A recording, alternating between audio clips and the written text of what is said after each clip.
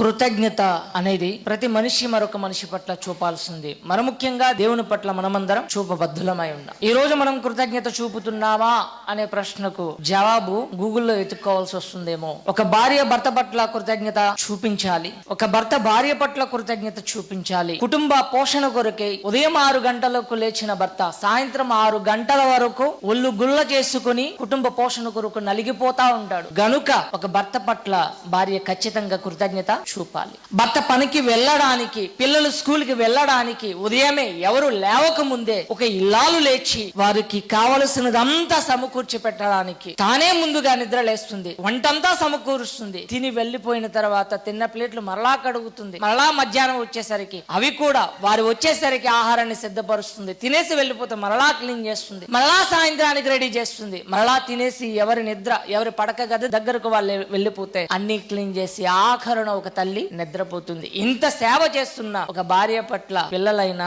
భర్త అయినా కృతజ్ఞత చూపాలి. పిల్లల భవిష్యత్తు కొరకే తల్లిదండ్రుల యొక్క కష్టం అని పిల్లలైన వారు గుర్తించి తల్లిదండ్రులను సన్మానించే వారి ఎడల కృతజ్ఞత చూపాలి. చేసే ఒక పనికి ఇంతపాటి కృతజ్ఞత చూపుతుంటే, చూపగలిగితే, చూపాలి అని అనిపిస్తే మరి దేవుడు మన ఎడల చేసిన దానికి ఏ కృతజ్ఞత చూపుతున్నాం?